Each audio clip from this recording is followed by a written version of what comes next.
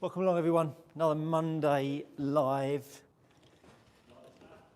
Swing tips, Jeff Martinez joining us from San Antonio, 7 a.m. there, welcome along. Hope you're doing well. How was your weekend? Bit of practice, bit of golf? How was it? Cheryl, just wait for a few to join us. Take the watch off, never good for the watch. Dilly, I'm just going to call you Dilly. Welcome along, hi to you. Hello to you, Song. Thanks for joining. Good few of you on already. Dilly, you're from South Africa? Oh, 3 o'clock here. You lucky thing, yet same, is it 3 o'clock there? Is it? I thought it was the same time as us. Okay, 3 o'clock in South Africa. Horribly warm, I'm assuming. The Juice Man, good morning from Dallas, Texas. Good morning, Juice Man. Kev T, hi Stu. Now winter golf is well and truly here. I hear the saying, a chippy one when playing mid-irons. Please can you demonstrate and explain this? As many thanks. Well, a chippy one is just hitting it softer. Just hitting it softer. So let's bring up the Noel, Carlo in Ireland. Welcome along. It's a name I've not seen before, so big welcome to you, my friend. Got a new video coming out later today. It's coming out at 7 o'clock this evening. It is on Body Speed. If you're a member of the channel, you'll be able to catch that momentarily. It's just uploading on my laptop as we speak. In fact, it's uploaded, so you can find that if you're a channel member. So a chippy one. Well, let's hit a full 7-iron. Let's hit a full 7-iron and get a carry number up there for you. I'm cold, so I haven't hit any, but let's go with it. So that's a full 7-iron, pretty much.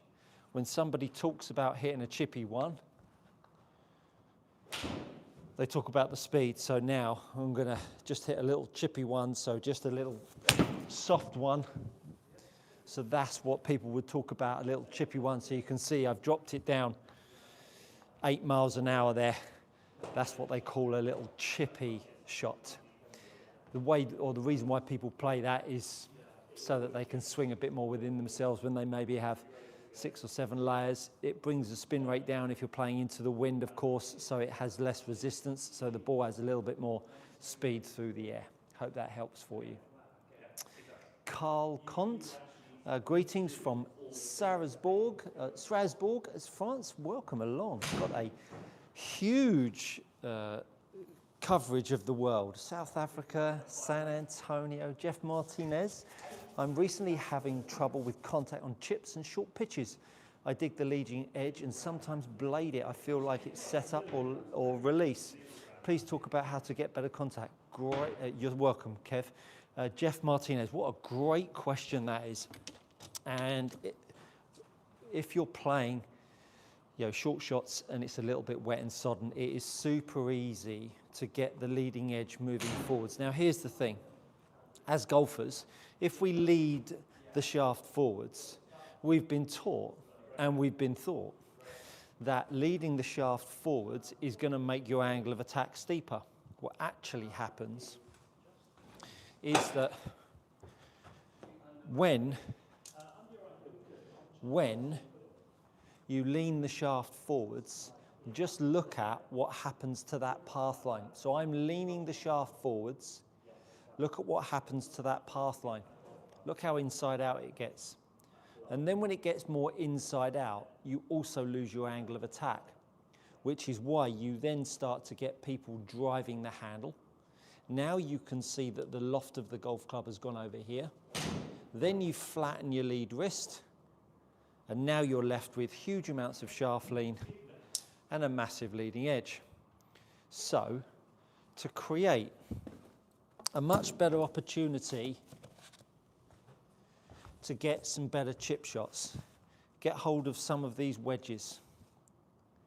And what you're looking to do is when you're hitting chip shots, put the ball in the center of your stance, don't put it back, put it center, if not fractionally forwards.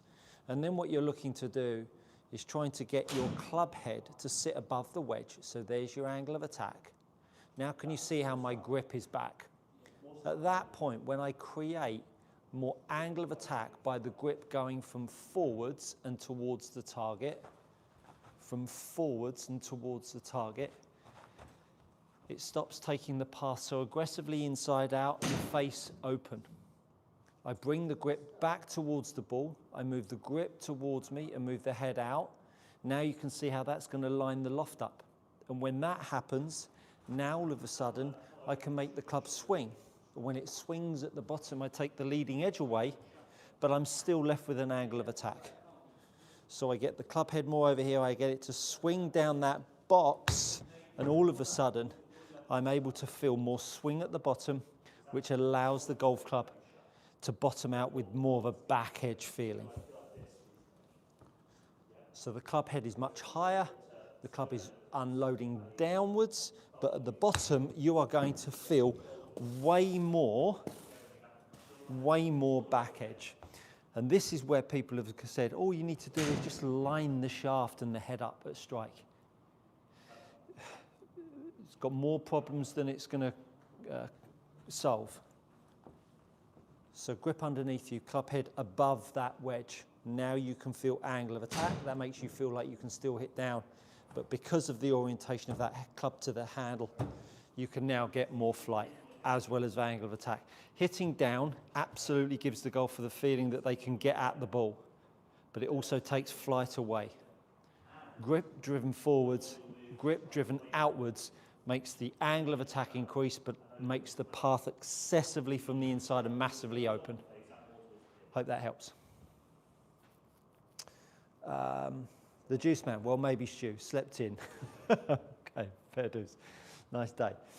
Wish more people would buy and play golf and ditch the guns. Oh, let's not even go there with that. Sung, I have a problem. Mastering how the kink in the left wrist can effectively decrease the dynamic loft angle. Does rotating the left arm help? The left arm rotates if the club is pitched well on the way down. Let me just get rid of my wedge. Let me get rid of my wedge. You put the lead hand on, get the kink, and all you need to do, hold the club out in front of you, move the grip towards you, and as you move the grip towards you, line the shaft up. Move the grip towards you and line the shaft up. Now, if you are getting still too much dynamic loft, Sung, your grip isn't right. If there's one thing that you would create moving to this grip for most people is too little dynamic loft. So the fact that you're complaining you've got too much dynamic loft with this grip, the grip's not right. Go check it out. The skipper, tips for club selection and swing for fairway finder when I have to keep it in play. Let me give you a little insight here. There's no such thing as a fairway finder. Absolute myth. What does a fairway finder mean? It means that you've got something to rely on that's just going to hit the fairway. Well, if there was such a thing, nobody would ever miss a fairway, would they? Everyone would, playing the last hole of your life in a PGA Tour event, winning for the first time. If there was such a thing as a fairway finder, no one would ever miss the fairway because they would all sacrifice 20 yards to stick it in the fairway. You're searching for the unimaginable because you are dealing with a lever. Now, if you're looking to chop down on something, swipe across it and hit a big slice, where does that start and where does that end? How much chopping down, how much opening up? So you're better off knowing what works for your golf swing, what we need as absolutes, and playing a shape. If you want a fairway finder, work on shape. Work on shape to your heart's content. Don't work on straight.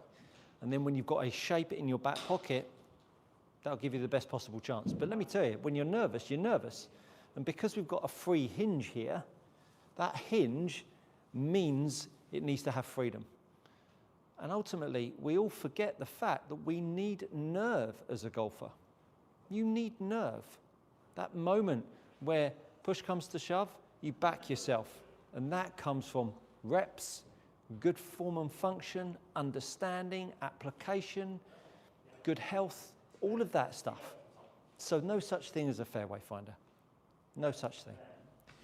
The juice man, there he is. There who is. Sung. Sorry, I mean I need less loft at impact. Yeah, so if you're saying that you have too much dynamic loft and you need less loft at impact. So therefore, I don't think your lead hand is correct. Hope that makes sense.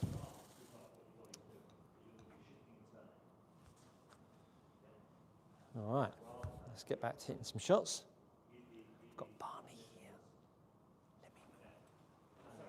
Oh, he's just woken up. Look at him. Look at him. Look at him, just sitting there. Need a Barney cam. All right. How is everyone?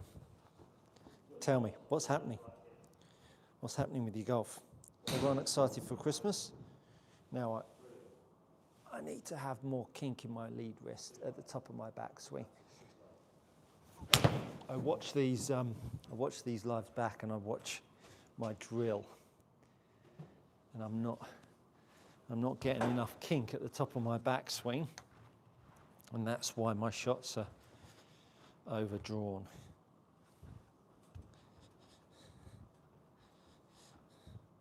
Here, and more kink here.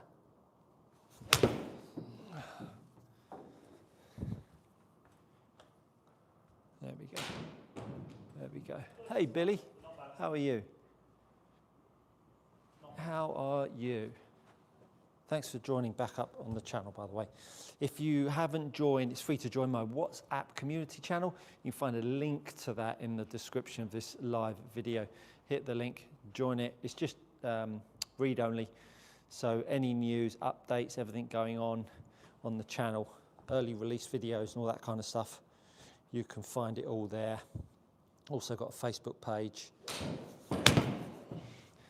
And I've got, obviously I'm on Instagram as well, so go check me out over on Instagram. Have pretty much daily videos up on there, giving you tips about your golf swing, and on TikTok as well, so no escaping me. No escaping me.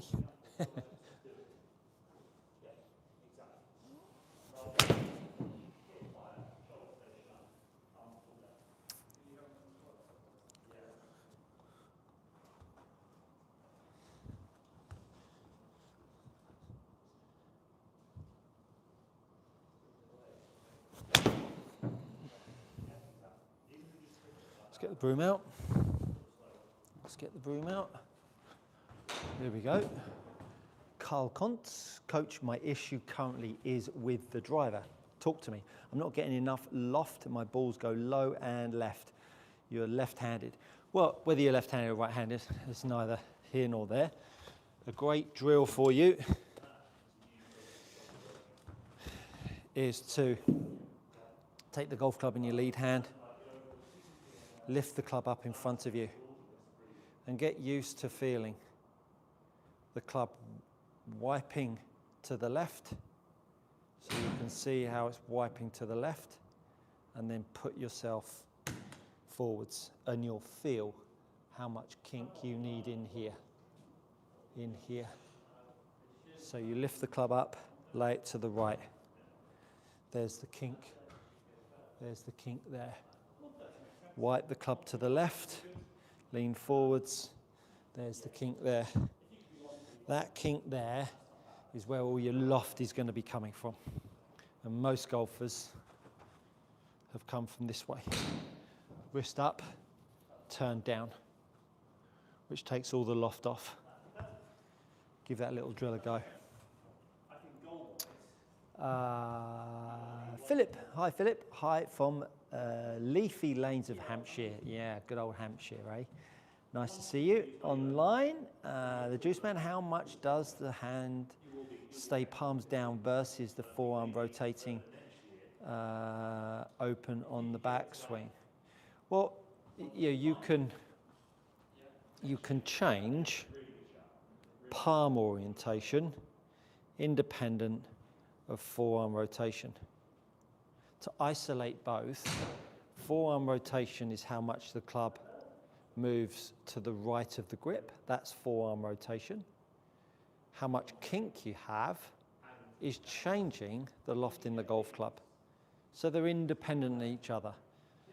And they're all matched up to, hello Barney, they're all matched up to how much the golf club swings over your grip on the way back compared to under your grip on the way back. If you know what you're looking for and the orientation of the head and the grip, you'll be able to activate the amount of rotation and the kink that you need to see. But one golfer turns up with a grip like this. One golfer turns up with a grip like this, and then the next golfer turns up with a grip like this. How could I possibly say the amount of forearm rotation and kink that you need to see? All I can do is guide you towards the right grip, and that in itself, the amount of people that come into my studio and have the perfect grip is low. I have to change a lot, and people will go, I've definitely got your grip, Stuart, and I look at it and it's like, no. So therefore, getting the grip right will dictate how much kink and how much forearm rotation that you're going to be able to apply, and then down through strike, hit the ball straight. So it's very difficult for me to say exactly how much you need. All I can do, as I say, is make you aware of that's wrist angle, that's forearm rotation. Depending on how much kink you have at the top address, will dictate how much forearm rotation you'll be able to get in your golf swing. Hope that helps. Dom, how are you? Not heard from you for a while. Hi Stuart, from Hertfordshire. A recent feel for me to maintain wrist kink from the top to impact is simply just straightening my right arm. Does that sound good? Yeah, it sounds great. Interested to know what you feel. Yeah, I mean, I'm trying to get that. I'm trying to get that right arm down as long as I can, and I'm trying to use the length of that right arm to push my lead shoulder down rather than the opposite way around. Side bend is the devil's work. Side bend in the golf swing is the devil's work because it will make your shoulders go against the rotation of your pelvis. And as soon as that left shoulder tries to rise up, it will make the grip move up and out to the right because it's coming from back here. And as soon as you do that, we get the broom back out. As soon as that lead hand moves up and to the right, look where the face points, miles open. So right arm long to help you push down on the left arm absolutely is my feel, and I'm really pleased to hear those feels for you. Jeff Martinez, I've watched a bunch of Adam Fenty's vids, although he does coach some of the same fundamentals. GGC is superior for having a consistent, comprehensive message. Fenty lends to give piecewise tips. Yep, well done. GGC forever, yeah. I'm aware of that channel, and his content is mysteriously similar to mine. But good on him, good on him. If it's working and he's enjoying himself, all good. Ultimately, the more people we can get playing this game well, the better. And whether there's one channel or 50 channels conveying the same message as I am, and mark my words, you will see more of it, because as my channel grows, there's maybe more people will go, didn't think about it like that, and then you'll see more of that stuff. Barnabas, come and sit over here, Poppy. Come on, round here. Come on, sit down, sit down, sit down, treat. Sit down, sit down, come on, sit down. Barney. Good boy, good boy. Good boy. Good boy. Let's change that. Good. Let me know where you're tuning in from. I know Christmas is here. You've probably got a bit of a hangover from the Christmas party.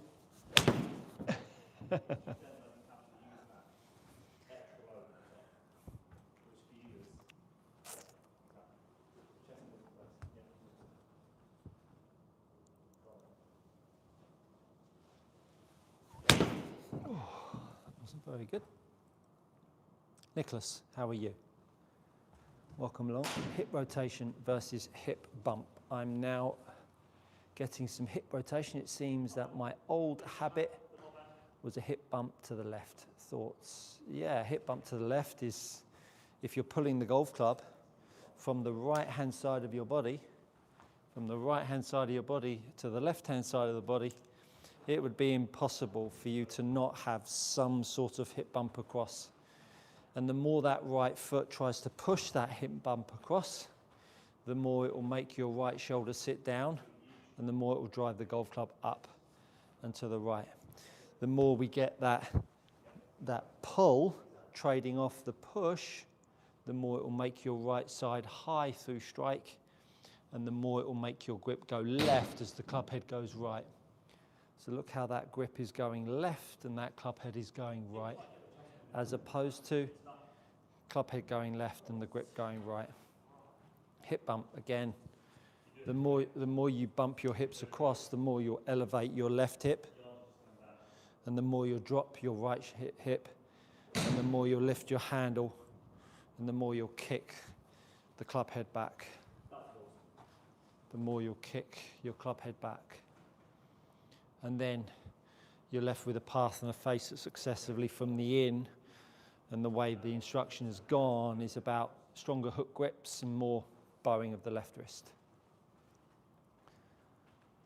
You taught me grip to the left, and I can't thank you enough. Oh, you're super welcome. Nicholas, have I given you a lesson on Skillist? Sorry if I'm not familiar with your handle on here.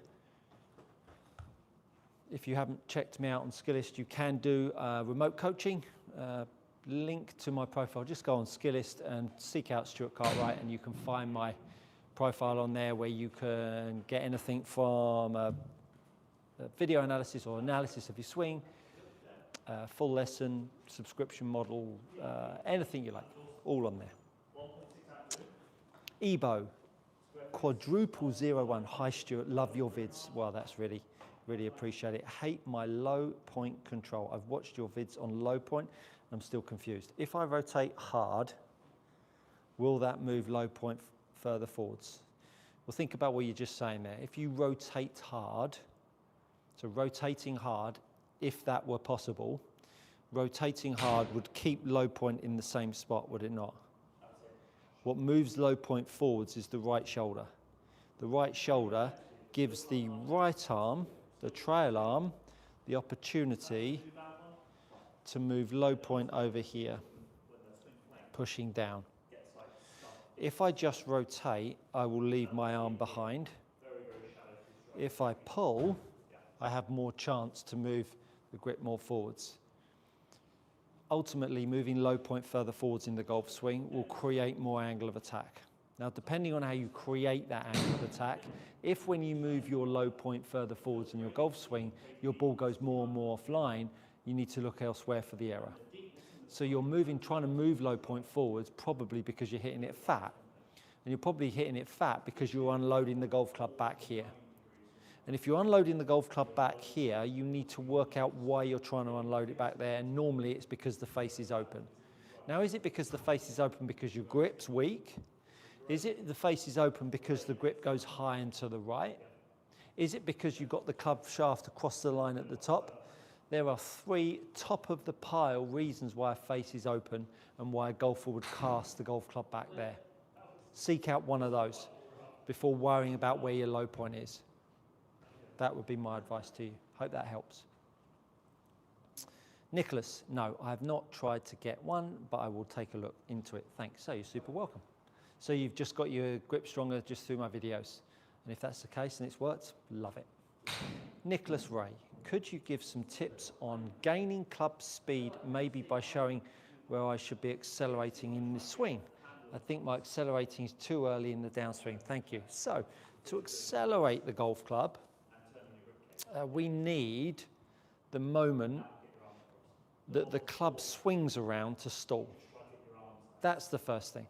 So to get true acceleration, we have to pull. And if I pull, as I pull the golf club, can you see how the lever now loads? The reason why I'm gripping it with my lead hand is because the bottom hand has an influence on making the lever not load. Because the more we load the lever by pulling with the grip, the more the face will become open. Now, depending on where you go with the grip at this point, whether it goes to the right or whether the grip goes to the left, will either open your face or shut the face. So after you've pulled, you have a choice. Do you go to the right? Do you go along? Or do you come back inside? Now, depending on where your face is looking, will dictate that. So that's first of all. So that's the pull part, and then that's the direction of the grip.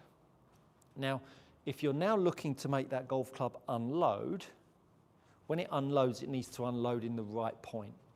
And it needs to unload, essentially, in between the inside of your left shoulder, if you're a right-handed golfer, and let's say outside your left ankle. That's kind of the sweet spot where the low point would want to hang out so that you can get ball end turf. For that to happen, your right arm now needs to be able to get long enough for the golf club to swing. Now, if the golf club can swing, you then won't have a problem with loading it. But if your right shoulder and your right arm don't get in a spot for it to swing over there, you might load it here, but you'll unload it here. So the leverage that you're creating, the load and the swing, is very simple to do. But the grip will dictate where the face points. The track of the grip will dictate where the face points. And therefore, where it unloads to the left will be dictated by how your body moves. That, in effect, is the lever system of a golf swing. All of the other ingredients, leg action, mobility in the chest, will give you the opportunity to maximize speed. It's very, very simple, but we think of these magical positions and fads and trends that we see in still images that we believe we're trying to then replicate, and it doesn't work that way. We need to think in dynamics. If you want to make that lever load and then unload over here, you need to move it around. But if the world over has said the shoulder shouldn't move forwards and I need to keep my back to the target, you can see why people are in a pickle. So that's how you create speed. Ebo, my right elbow can't seem to tuck. Well, that's good news, because we don't want your right elbow to tuck. If you actively try to tuck your right elbow, you'll have a right arm that's narrowing. And if your right arm is narrowing, it will drop your right shoulder to the floor. And if that occurs, it will cause your lead hand to rise up, and it will make the face open up. That is the last thing you want. So my arm loads because I pull, and the right arm is being sucked back towards me because of the weight of the head. And then my job is to push that radius back out, not to hold it in. A path line moves into in because of the pitch of the swing. The more I'm back heels of that golf ball, the more my path will swing into in. Not because I'm tucking my elbow. And when you get that path more into in, you better make sure that when you do hit it into in, that your face is closed to the path line. Because if you do get your path on a better track and your face is open, you'll do it once from the inside with an open face to that path. You'll never do it again, and you'll hit it to the right. Hope that makes sense. Daylight between my right arm and my right side on the downswing. My right elbow, I can't seem to tuck. Daylight between my right arm and, yeah, I know what you mean. You don't do it. Don't do it. Don't try and push that way. Billy, hi Stuart, hi Billy. I am small in height, but you're big with character and a beautiful spirit. I'm small in height, but with very broad shoulders. Well, you've been carrying your partner along, haven't you, on the golf course? got to have broad shoulders. I find that narrow stance works better for me, but I'm still not sure that I should be, what I should be doing. Well, a narrow stance stops you from having angular force.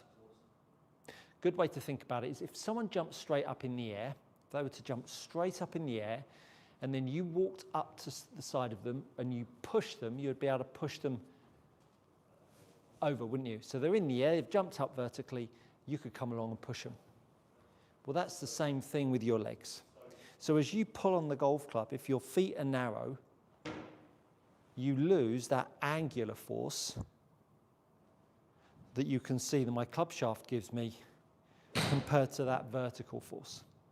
That vertical force will not stop you from sliding too much, which is why most people with narrow stance have a problem with controlling their low point, because their upper body isn't mobile enough because they can't create enough offset with the forces through their feet.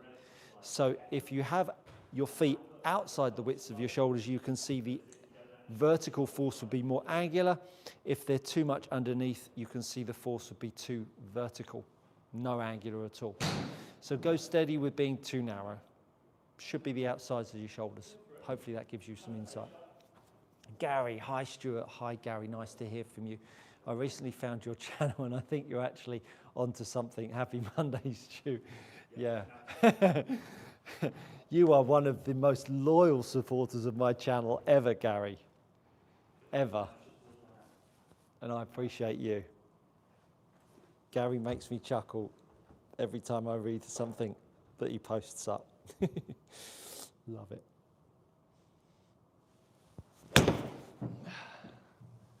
If you're new to one of these lives, I do these at least once a week.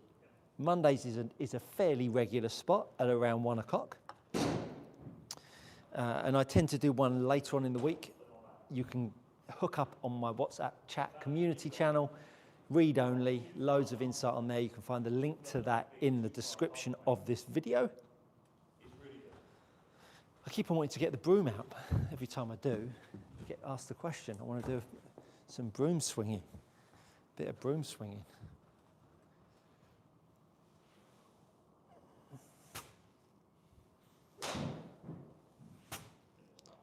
So, really trying to get the broom. You see how the grip is going down, and I'm trying to get the broom to slap the mat like that and rebound. What have we got here? Asaya, how are you? Hello, Stuart. For a basic 7-iron, what is the shaft angle set up at impact? Shaft angle at setup. Come on, Asaya. I mean, even if I told you the exact angle, how would you be able to measure it? The height of your camera would affect it. The angle of your camera would affect it. The height you are would affect it. The length of your arms would affect it. The golf club would affect it. What could that possibly do if I was to give you an exact angle in degrees? What I can give you is you want to have your shaft to your spine at 90. You need to have balance between your top of your spine and the base of the spine relative to your feet. Look for that. Don't look for angles. You have flight scope. Don't matter. If it can't read your grip, which it doesn't, it can't read your shaft angle, your shaft plane. Shaft plane, swing plane is the biggest waste of time ever. There is a reason why I'm saying it quietly. Anyway, let's move on.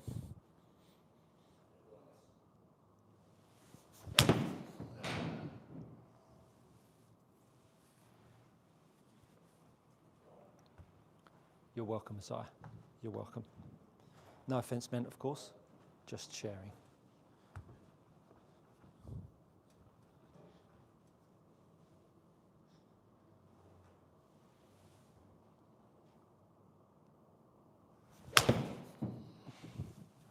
It's very useful, that camera back there.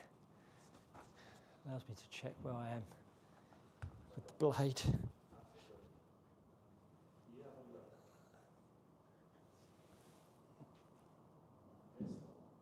How was it looking, all right?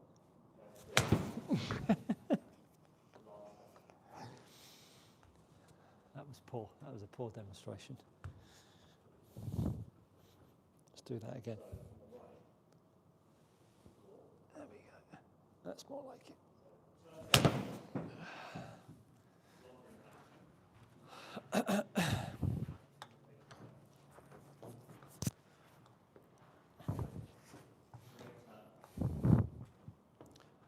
What have we got here? Robert Fisher. Hello, Robert. The most difficult aspect of the downswing for me is after the right shoulder the right shoulder moves out towards the ball, when to bring the handle in towards the body. Good question. Everybody asks about that. Everybody. Get yourself a broom. Take the broom up in front of you. Take the broom up in front of you. Then lay it to 45 degrees. Now move the grip forwards. And now get that head to line back up down through strike.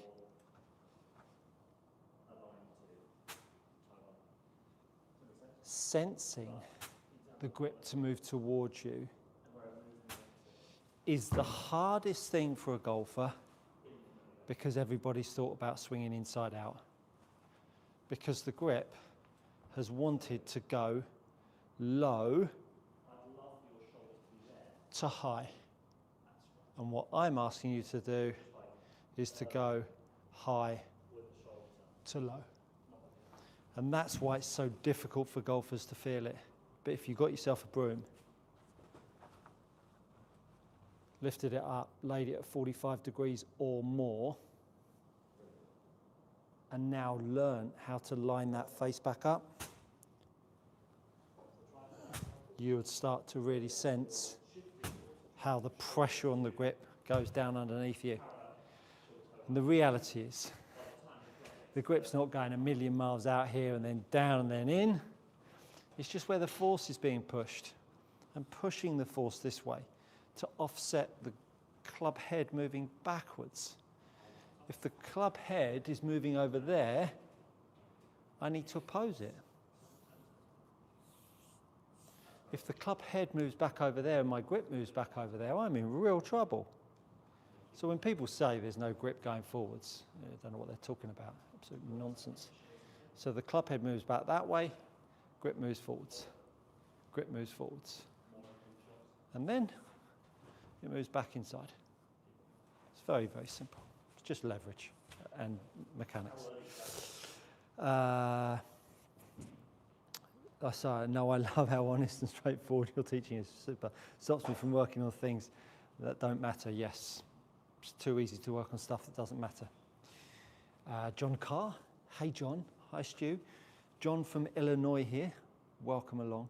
I'm fighting the under-release when trying to get the swing phase going in the release of the club. How do I get that right hand through much better? Great question. So, get yourself a TheraBand. Wrap it around your middle. Take the TheraBand.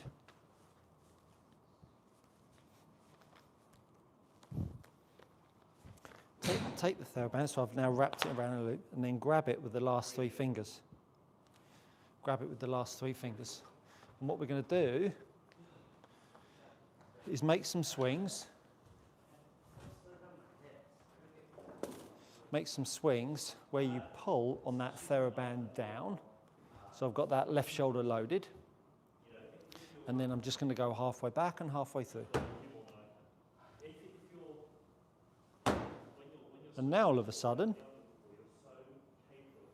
as I start to push my lead leg back, my left shoulder starts to match the height. Can you see my left shoulder and my left hip are matching in height? They're not arguing. Can you see? My left shoulder went up there. Now my left shoulder's back down. Left shoulder's gone up, which is what we've all been encouraged to do. Push down, Make the left shoulder and the left hip work on the same plane. And then when I turn back down the line, when I'm doing that, now you can see how my left shoulder sits down and my right arm now sits more across the chest. That will fix you. Just make sure that your lead leg is helping out the shoulder and your chest to move around. David Rice, good morning to you, sir. Welcome along. I'm here for another, I've got a call with a Skillist subscriber at 2 o'clock, Michael, so I'm going to be here just before 2, and then I'll be disappearing. So we've got another 15 minutes or so. 15 minutes, let's call it. So feel free, keep those questions coming. I will answer them all. Make sure you go check me out on Instagram, TikTok, Facebook, WhatsApp chat, community channel. Link is in the video description here. Young Barney, come over here. Over here, Popsy. Come on, here. Sit down. Good boy. Good boy. Well done. Good boy. Good boy. Good boy.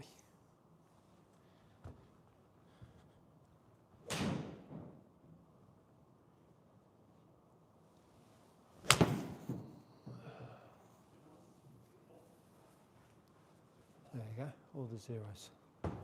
All the zeros. I prefer this screen, chaps and chapesses, got to tell you. If you saw my last live, I had a different window up. Couldn't see the boxes as much. I prefer this one.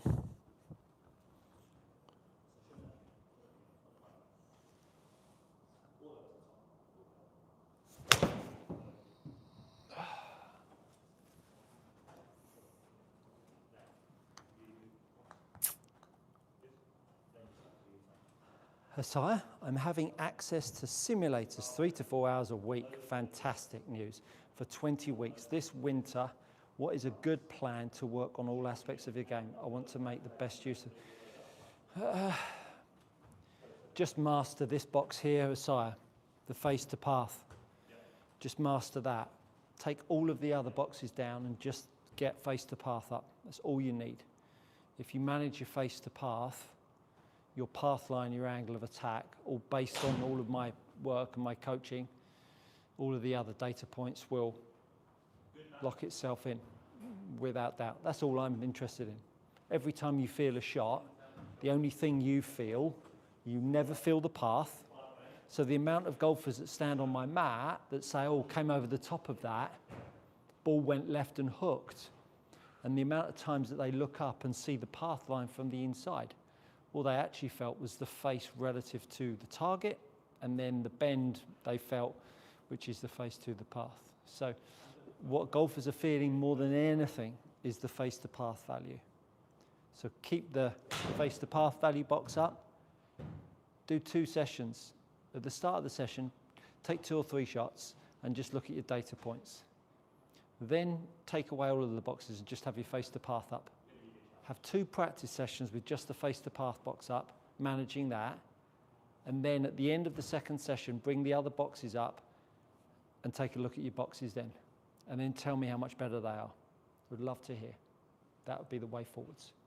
The Juice Man, how much is your Skillist services, let's say, for a swing evaluation? Never had it done. So swing evaluation is £35. I don't know what that was, at 45-ish dollars, I suppose. That gives me a chance to look at your swing from face on and down the line, 7-iron on driver, and gives you about 8 to 10 minutes of me going on about your swing, giving you points on where to change and what to look for, and where to focus first of all. And the next lesson package up is the same thing, but then I stand on the mat in the studio here and I do 2 to 3 videos of drills, but it's actually always 3 videos of drills. Then what I ask is a golfer to send those drills back. I evaluate those drills, make sure they're getting them right, and then you go away and practice and then send me some more videos of your swing, and then I give you a final analysis. That's a full lesson package, which is different to just a swing analysis. It's far more interactive. I also do a monthly unlimited subscription, which is phone calls and support and a bit more, way more interactive. I mean, I'm speaking to some of my subscription guys and girls 2 or 3 times a week. Gary, how many strokes does Barney have to spot you when you are on the course? He gives me a shot a hole. He gives me a shot a hole and 3 barks. He's on it today. He was asleep a minute ago when I started this live. He gets all amped up. He loves it. He loves it.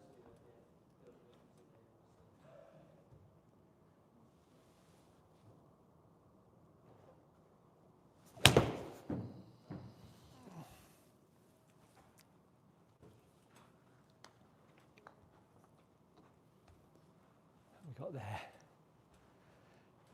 Very happy time 4901. Well, what a handle. I'm a Korean viewer. I think you might be my first interaction with a Korean viewer. Please tell me in one word how good the recognition of the American title list is. Don't know what you're talking about. Moving on. John Carr. Stu, any update on coming to the US in 2026 for a few clinics? Just wondering. Happy holidays. John, it is in the making, my friend. I've got a contact that's going to be able to sort me out a location. What I'm going to try and do is do a few locations. So I'll fly over and maybe spend a month over there and fly around the US doing various clinics. So stay tuned for that. Hook into my WhatsApp community channel and there's going to be more info coming there. So do that. You can find the link in my subscription. Happily come to Toronto. Happy to come to all over the US and Canada and as Europe and further afield. I'm keen to take GGC on the road, shall we say. PSK, morning from the States. Good morning to you. Love your content. Thank you so much. You hit a sweet spot of being detailed without your videos being too lengthy, where you would lose interest. Yes, thank you. So I've got a video coming out. We've got a video coming out later today. It's got a slightly different format. See if you recognize it. So go check that out. But yeah, David, I'll happily come to Toronto. Believe it or not, it's just places that want to host me. You know, venues are a bit cautious about people coming in and using it and doing their thing. So it's not as easy as just sort of picking up the phone and saying, can I come along and do some coaching there? Yeah, that's the golf community. There you go.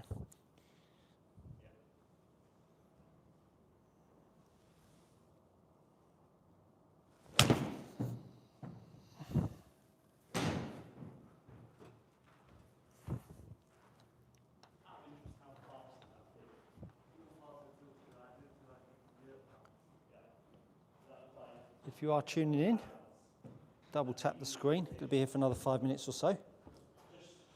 Always welcome to ask your questions.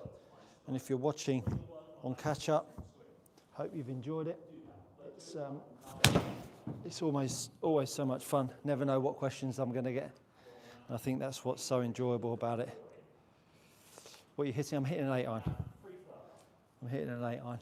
I'll hit it full now without a drill for you. In fact, to do the drill, I'll just hit it with some energy. So that's where I want it. There you go. Just pulled that a little bit harder, used my leg a little bit more. Up to 80 miles an hour. And then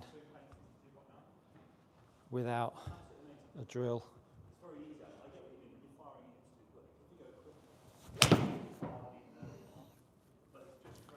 That's a full 8-iron. See if I can get 90 miles an hour.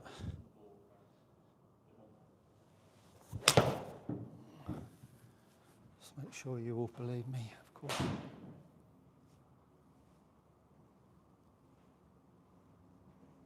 See that?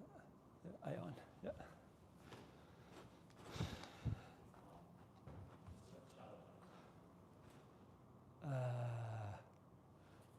I hate golf.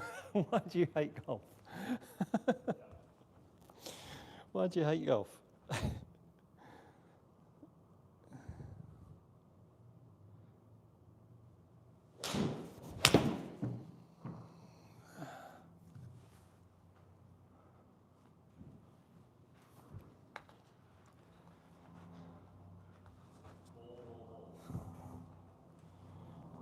Okay, need to find 2.5 miles an hour. All right, here we go. Hold on tight, folks.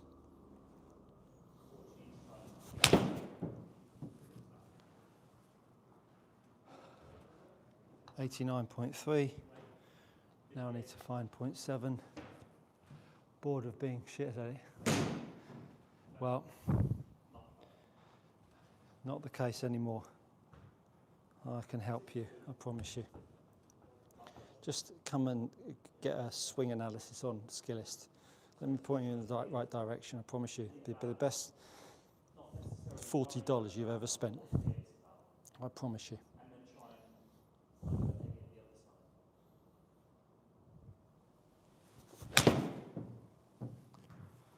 That was slow.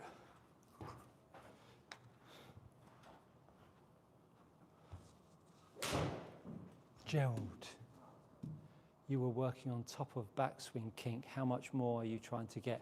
So where I'm stopping in that drill, that's what I'm after. Just more of it. Just more of it. Yeah, Ebo, honestly, promise you. We'll get you right, promise you. Nobody wants to play bad golf.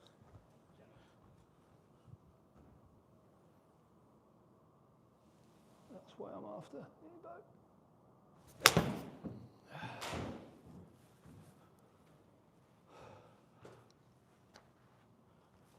I'm a bit warm. Okay, we need 90 miles an hour. We need 90 miles an hour.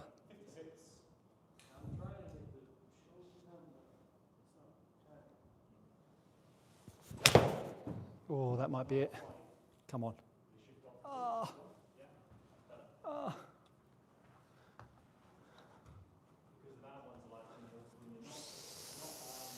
BPC 1237.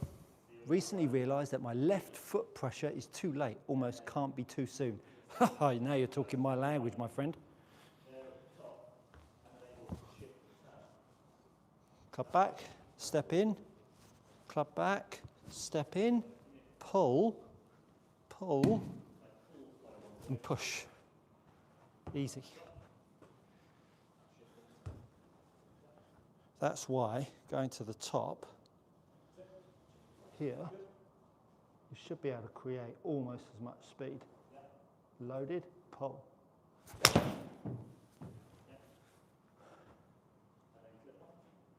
I mean, 5-6 miles an hour slower. You need to go to the gym. Yes, I do. Yes, I do. Thank you. Hi, Stu. What are your thoughts on TPI screenings? Yeah. Good to know how your body's working. Good to know. Can't hurt. Jeff Martinez, I've seen you use the leaderboard. Do you have thoughts on a teeter board? Don't know what a teeter board is. Educate me. Okay. Ebo, 90 miles an hour for you. Just you. All right? Just you. This is 91 miles an hour.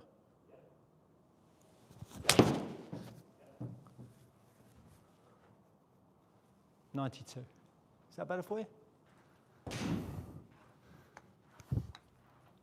Question is, how did I suddenly find 3 miles an hour? Shall I show you 94? Shall I show you 94?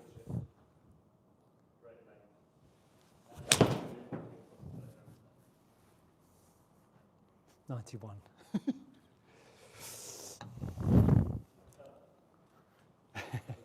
Just for you, Ebo. Okay, I've got to go. Thank you so much for everyone hanging in. Board that rocks from side to side. No, don't like it. Don't like it. Leaderboard is far superior. Anyway, thank you for all tuning in. are you back tonight with Simon? Yes, I will be back 6 p.m. over on the Precision Golf YouTube channel. I'm getting tired. Yes, I am too. Apollo RL1, hello to you. Thanks for joining, but I'm now off. Got some more work to do. Check out my video that's coming out at 7 p.m. tonight. It's all on body speed. A little bit more of what I was just doing there. Have a wonderful afternoon. I might see you later in the week for another live. Stay tuned on the post page on my channel. And that, my friends, is good coaching.